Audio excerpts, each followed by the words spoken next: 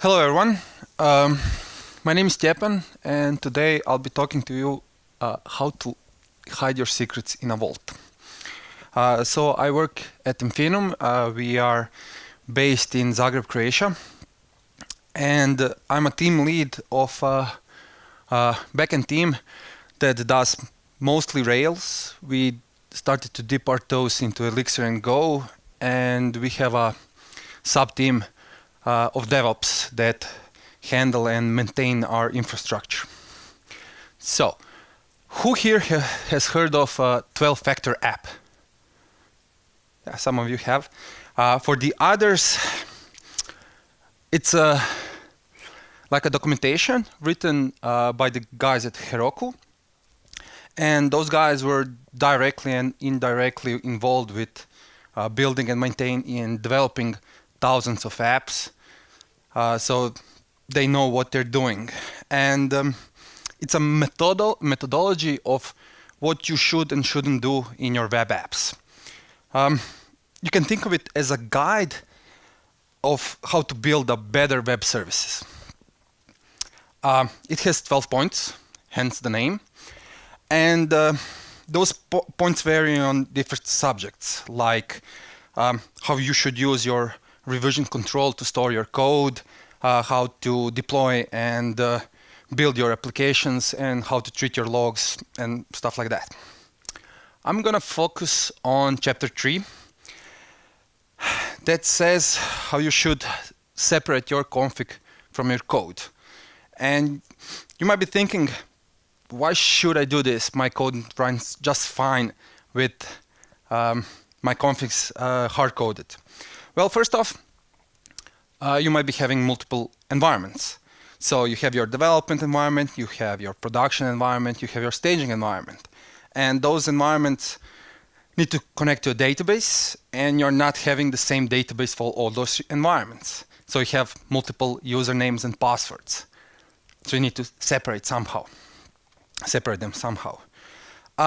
You might need to connect to different services like AWS, S3, or Twitter. And so you need different credentials for different environments. Also, like peppers and salts, you shouldn't be using the same in all of your environments. And if you hard code that in your code, there's going to be a lot of ifs, in the code itself, depending on the environment. Second reason why you might want to separate your config from your code, you might want to make your project open source. And that means that you don't want everybody else to see your config files, your config secrets. And by the way, those the config I mentioned earlier, those are the secrets you're trying to save, trying to hide. Okay, so you might want to open source it or even sell it.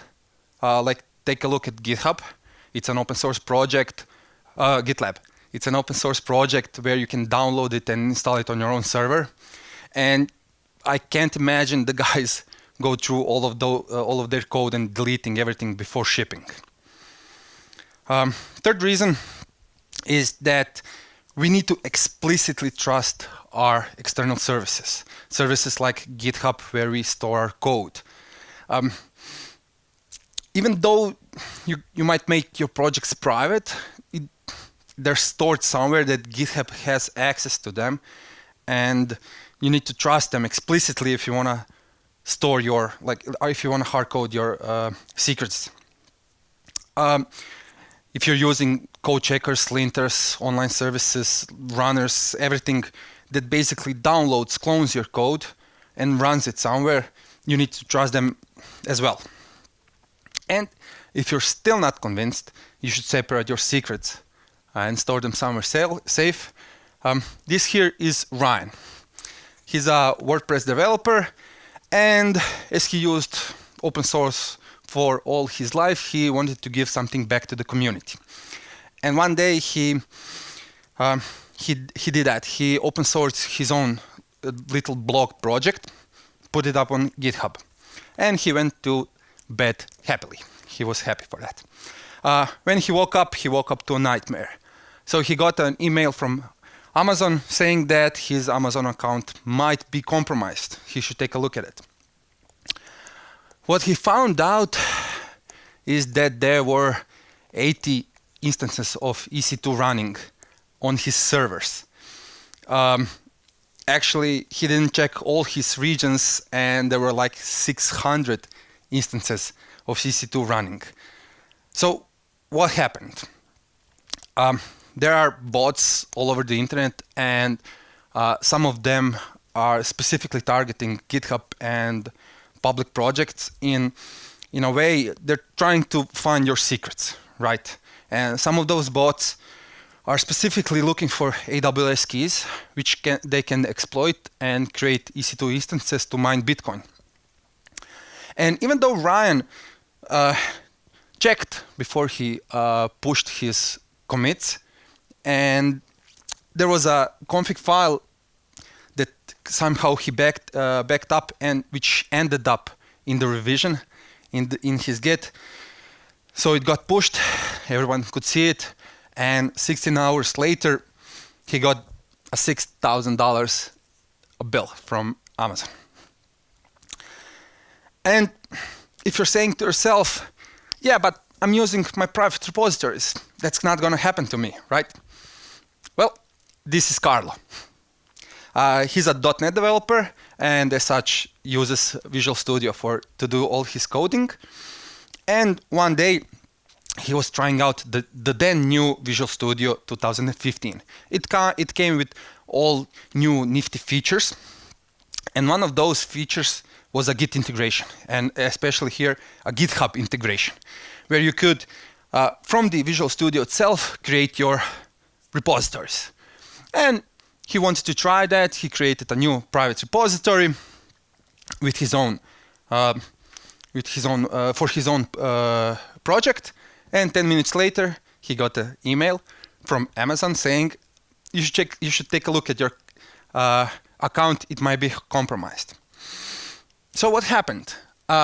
Turned out there was a bug in the GitHub plugin, where even though you specifically said to create a private repository, it created a public repository, and his Alexa credentials were exposed. Yeah, he also got a bill, pretty huge bill for all his efforts. The good thing is Amazon is good. It usually will refund you those kind of errors, but you shouldn't depend on it. So takeaway from this, you really should be really careful with your secrets. Right. So how do you do that? How do you make them safe? First and obvious step is stop hard coding them. So there is no need and there is no excuse for you to hard code your secrets. And the best thing is put them in environment variables, and there are tools for each language that can extract those variables in your code. And there is a tool in every language that can help you with specifying secrets per project, per environment, wherever you need. Second step is to stop committing that extract secrets file in your repository manager. Or else things like the same thing that happened to Ryan and Carlos will probably happen to you. We tried that as a test. I created a fake. Basically, I created a user account on our Amazon account, and we didn't give him any permissions, and it took like 10 minutes to an hour for someone to try to happen, right? There are tools to help you with that. This is the Git Secrets project is a tool which is a Git hook that you install locally, and that helps you, that prevents you that warns you and even prevents you from hard coding any strings that might look like a secret. So you stopped hard coding the secrets. You extracted them from your Git or your repository of choice, and now your secrets are safe. And now we come to the hard part. Imagine this scenario. So you start working on a new project, and you're happy because all your secrets are your own, and you don't need to share them with anybody. Then a new developer comes along to help you with your work. Now you need to find a way to share those secrets, right? Are you gonna do them through email, through Slack, through something insecure? Probably yeah, because you don't have the time to work anything out. But maybe you wanna, because you're on the same network, you might wanna airdrop the files. That's pretty good. And your problem is solved. Now a third developer comes along. He's a front-end developer. He works remotely, so airdrop here doesn't work. And now you're trying to figure out the best solution. You might want to use Dropbox for this. But let's say a fourth developer comes along and he has some issues with Dropbox and refuses to make an account. So that's the problem. How do you share your secrets with your collaborators? So let's say you shared your secret somehow. Now you created your continuous integrations service. For example, Traverse or Jenkins. I heard most of you use Jenkins here. We use Sanfor. If anybody heard of it, it's cool. So most of the CI services has a way of handling environment variables. There's probably a web UI where you can enter your variables, and some of them even can be encrypted.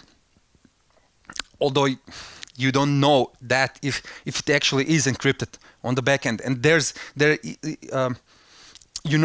is a way to decrypt them because your project, when the CI is running tests, is using the right environment secrets. So there is an explicit trust here that your CI service won't use your secrets against you. There's nothing holding them back, right? Okay. So you move on, and now you need a server, because what's the point elsewhere? Yeah. Otherwise, let's say you chose Amazon, you created a EC2 instance for your server. You installed the program of your choice. Ours is Ruby because we mainly do Rails. You deploy your app, create the environment variables as global variables, and everything's good. But then you need a new application environment. You need like staging. But then you might need another environment like UAT. And so what then? So then you need to deploy more applications on your server. Why shouldn't one server handle more applications, right? Then you do a Java application, and let's throw a Phoenix application just for good measure. There are ways in Linux to separate the environment variables easily. Let's say each application can have its own user and its own environment variables. If you're using something like Nginx for your web server, there are ways to encode those secrets directly into the config files of Nginx. But we're trying to find something simple and secure to share our secrets. So the humans, the developers, and machines can use the same thing and work in harmony. So what are our options? First and obvious choice is something like Dropbox, Google Docs. You create your own VPS just to store those secrets. But there is a problem here, because even if you use something like Dropbox, those secrets are not encrypted. And you want to encrypt them before storing them somewhere, because if somebody gets hold of your Dropbox, they can read it. So there's a new problem here. Even though you encrypt your secrets before storing them on something like this, you need to find a way to share the master key for the encryption. Or if you're using something like Puppet or Chef, similar, some like Ansible, Chef has encrypted data bags, Puppet has encrypted Hiera, and so on. Each of those managers has a way to store, to handle secrets. But there's still a problem of sharing that master key that they are using to encode those secrets. Of course, Amazon has its own services like KMS, and even though KMS is more focused on storing the master keys, the encryption keys for your cryptographic operations. Recently, they announced and released something called System Manager Parameter Store, which is basically a store that can store arbitrary key value keys, and it's using KMS to decrypt and encrypt them. And as with all Amazon services, it's primarily intended to be used with other Amazon services, so we move from that.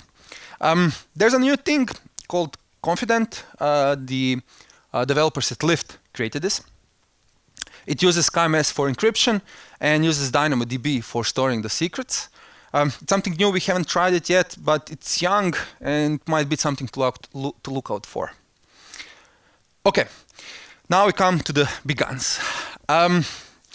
Kiwiz is a tool built by the guys at Square. It's a complete secrets management solutions. It runs in Java. It has a CLI and a web UI. It uses a Fuse-based file system and a TLS for authentication. And when we did our first R&D, we skipped over Kiwiz because the next solution was better suited for us.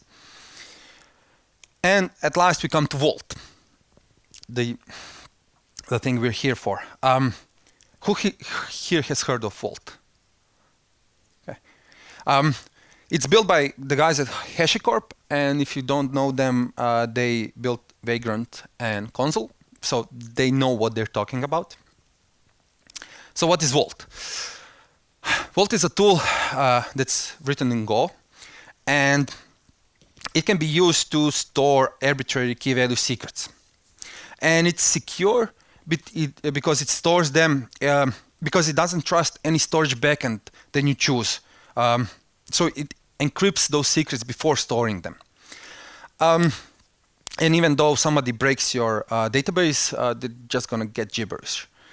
For encryption, they use an AES cipher with the Gallius counter mode, and the master key sharing is, I think, done in a cool way.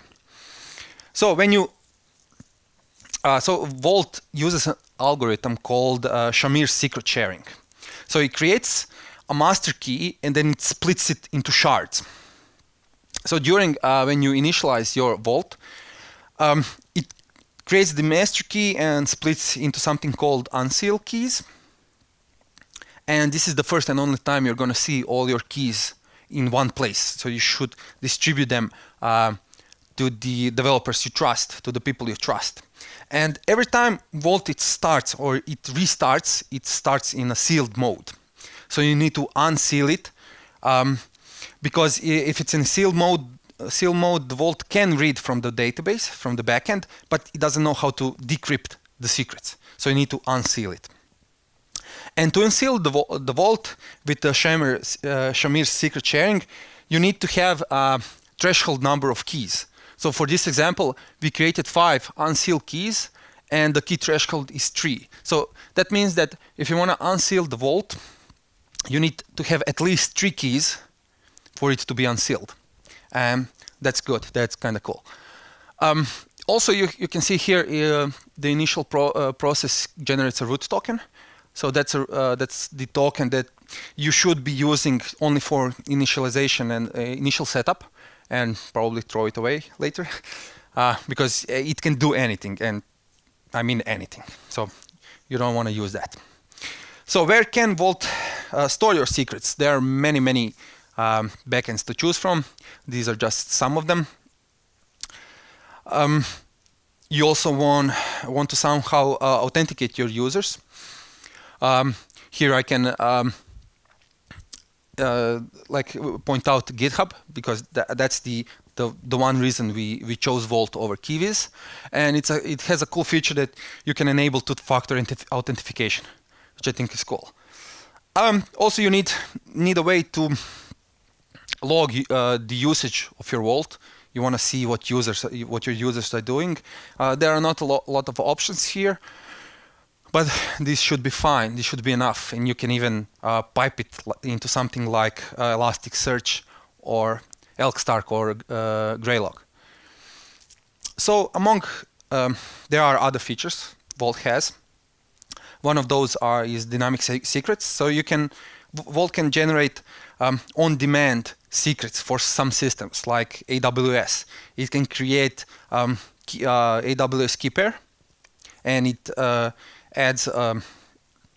initializes them with a lease. So you can use the key pairs for something you want, and let's say after an hour it just revokes them. So you can do that on the fly. It does data encryption, which means that it can encrypt and decrypt data without storing them. You can also look at it as cryptography as a service. We haven't found a way to use that, but I'm sure some of you will. It also does leasing and renewal of secrets. It does token revocation, all you need, right, for your enterprise secret management to be complete.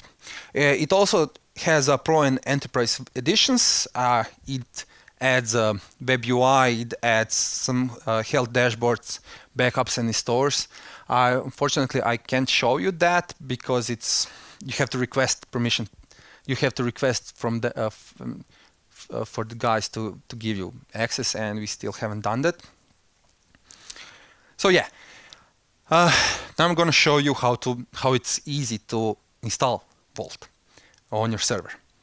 So Vault comes in only one flavor. It's a binary file that you can download from their server, and it has binaries for all the major OSs, including FreeBSD, Solaris, and of course Windows and Mac. And you get that single binary. You put it in a well-known path, and it contains the client and the server. So there's no separation here. You also need to choose your backend where you want to store your secrets. Here we choose console, and this is a simple configuration of Vault. Everything you need to do for Vault to be running. So you choose a backend, and you list listeners where you want the Vault to listen for the API requests. And this here, even though it looks like JSON, isn't JSON. It's a HCL or HashiCorp configuration language. I don't know why the guys made that. Why didn't just use JSON? Because it's a superset of JSON. But hey, it works, and it's pretty easily readable. So now you have your configuration. You start the server using that config file, and your service is running. Right? This is the part of the server part of the binary. So now that the server is running, you need to initialize them. We went over that already. You need to unseal it. This is the process. You enter one keys, it increases the progress count, and so on until you enter at least 3. The cool part here is that it remembers it remembers the progress. So even though if you enter wrong key, you just will say unseal progress 1. So that's cool. But before you can use it, before you can store and read secrets, you need to somehow authenticate yourself to the Vault that you are the user who has the authorities, who has the authorities to do that. So we here enable GitHub as a authentication backend. The default backend it uses for authentication is simple token authentication, so you can use your root token out of the out of the box.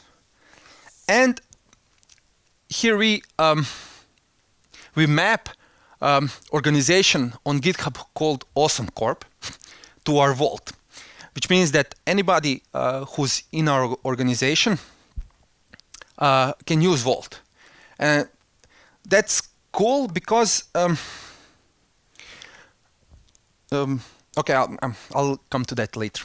And final thing, final keyword I need to introduce you to is policies. So here we have a simple policy.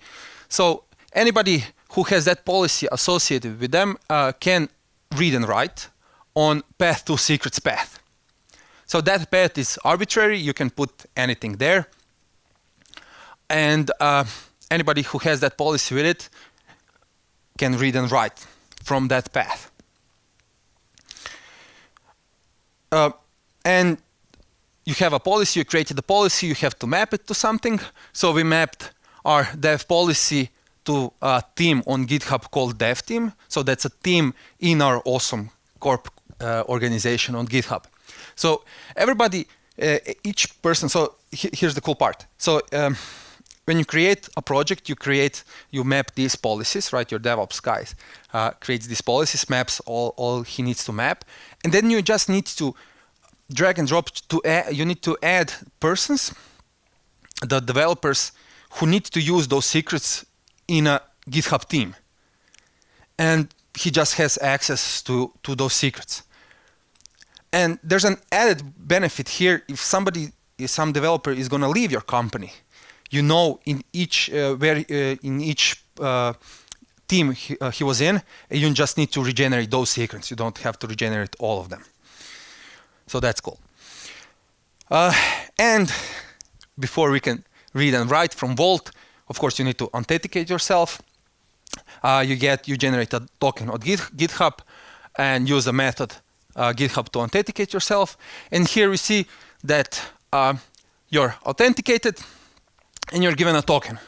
So all your next reads and writes are using this token. And that token has a duration lease. So when the duration expires, your token is no longer valid. And there are policies associated with that token. So this token can only read and write from default policy and dev policy. And now you can write and read. Whew. But really is pretty simple, and it's fast to start it up. So here we see that so there's Vault read and write. You write to path, explained earlier. You read to path, and you write arbitrary key value values. So here we are going to store foo equals bar. So foo is key, bar is value, to a path to secrets path, and everybody who has access to it can read from that, and they're gonna get foo bar, right? So here's a workflow to better visualize. So developer goes to GitHub, gets his GitHub token, and then does a Vault auth to authenticate himself with Vault. Vault then asks GitHub, what team is that user in? GitHub responds with something like this. So he's in those teams. Then Vault look in his own policies to see which policies are associated with those teams. He gets back an array of policies, and you get a token back that's associated with those policies. And now that you have a token, you're going to read and write. So here we're trying to read from path to secret. Vault then goes into policy, sees if that token has a read permission on that path, and if yes, it's going to decrypt the secrets, and it's going to give those secrets back to the user. Any question on this? No, cool. So here we have our image from before, where we can see now that our users, all of our developers, can read and write from Vault, and our servers and our CI services mainly only need to do reads. So before each build, you need to find out, you need to read, you need to download the secrets, and before every deploy, you need to download the secrets so your app can run. Okay, so I'm gonna show you. So here's the thing. As I said before, those paths are arbitrary, so they can be anything you want. Okay, not everything you can't write to sys, because sys is it's a part where Vault stores his configs. But anything else is acceptable. So how are you gonna communicate with your colleagues and your servers where those secrets are stored? I mean, the logical explanation here you can just write in README, but we at Infinum are working with hundreds of projects, and naming convention is a must here. So we use something like this. So the first part of the path is technology, so let's say Rails. The second part of the path is a Git repository name, mainly because it's a name associated with your project which doesn't change. And once it's initialized, it usually doesn't change, right? So let's say it's an awesome app. And the last part of the path is environment, because you have multiple environments. So let's say production. And now we know that in that awesome app project, there are secrets stored in production development and staging, and everybody knows where they should look, right? I mean, you can still write them in README, but because it kind of is somehow tedious to remember all what you need to do, that you need to authenticate before you can read and write. Of course, we did a little open source tool for that. It's called Secret CLI. It's a Ruby gem, because we do Ruby, and it uses the official Vault Ruby client. And it simplifies your workflow for the projects. So it has three main commands. The first one is init, where you in your project you run secrets init and creates a simple config file, which just says what file you want to store in secrets in Vault and which path you're gonna store it in. You might notice the last part is missing because we assume it's an environment. It loads that from your environment. And of course that secret config file you're gonna store in Git, because nothing really is written there. There are no secrets here, but your servers and your other developers need to know where they are stored. So exactly, there's secrets push, where you push your secrets. We did this diff thing because Vault doesn't have versioning of your secrets. And there's a GitHub issue for it, but they said that they're probably not going to implement it because it's hard. So we did this like diff check before they are actually stored, so you don't overwrite something crucial. And you might have noticed there's no authenticate here. So each of those push and pulls does authenticate before it, so it's totally hidden from you, so you don't have to remember that. Yeah, and you pull from them, from the secrets, and basically that's it. That's Vault. So as I said earlier, I'm from Infinum. We are independent design and development agency, more than 100 of us. We do some other cool stuff, so you can check us out. And that's it. Are there any questions? Yeah. So how do I use that when I deploy my application to some server? Okay. How does the application now get to the secret? Yeah. So you beside your application, you install. Let's say you're using our workflow with secrets, right? Or even with Vault. You need to install Vault on your server. Let's say you're using secrets because it's an easier example. So you, beside your app, you need to install the secret. So it's just gem install secrets CLI, and then you just do secrets pull, because in your Git files there's a config file that secrets can read, and he knows if you specify you're gonna specify which environment production you're gonna use, it just downloads the files directly on the server, where your application can read it. No, it's not, because you have your script, you have your builds, right? You have your scripts which build your projects. We use Rails, so we do all our scripting on the. We use a script tool that just clones our Git and does some linking, and in the middle of that, it pulls from Vault, the secrets from Vault. If you, I don't know how exactly how Java is built, but before you build it in your jar, I suppose you're gonna download the secret somewhere on the server where that jar can read it. So that means that when you deploy the application, the secrets are stored somewhere in a file. They will not be downloaded during booting of the application. Yes. That's right. You need.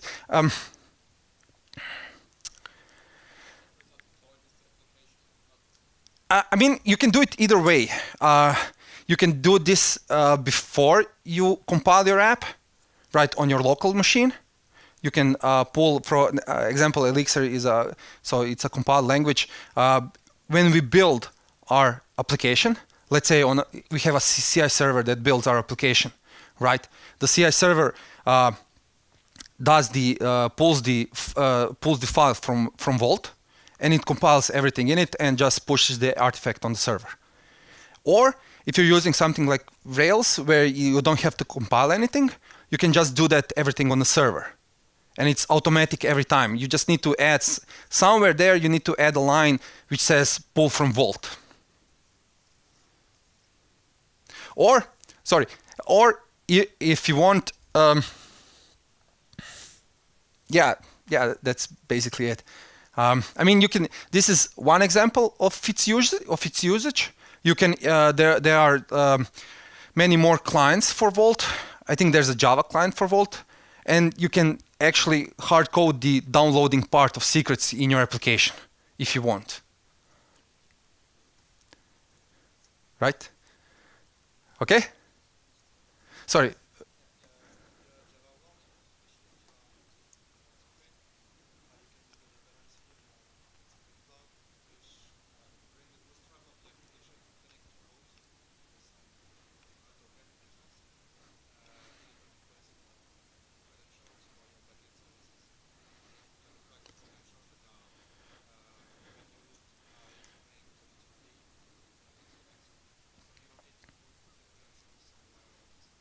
Yeah, so there are tools to help you with that, basically.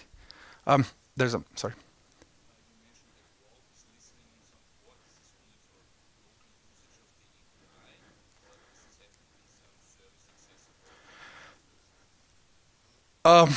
So the question here is the listening part of the Vault. Does it have to be accessed externally or internally? Basically, that depends on your usage. You can install Vault directly on the server that your application is running. Then it can be only internally. But we set it up so it can be accessed from the outside. So each of our server, which are who knows where, can access it. No.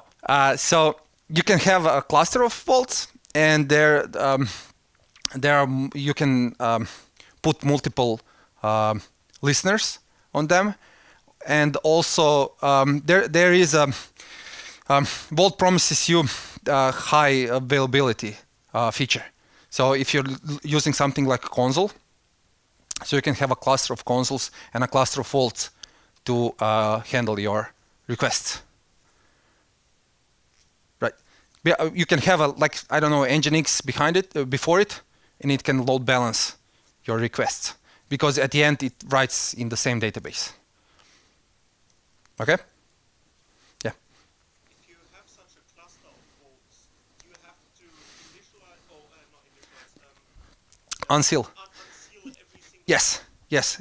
Every server needs to be unsealed before it can be used. Okay, so if you have it running, for example, behind an Nginx, and you have a cluster for, well, to ensure you don't have a single point of failure, then if one machine crashes and it has to restart, someone manually has to, or 3 people in your case have to Oh. manually. Yeah, unfortunately, yes. So the question was, if one of those vault servers fails or crashes, when it starts up, it starts in seal mode, and you need to go there manually to unseal it. That's the secret. That's the secure part of Vault. You don't want some kind of random power failure to give it access to everything else, right? Anything else? Any more questions? Cool. Yeah, that's it then. Thank you for your time.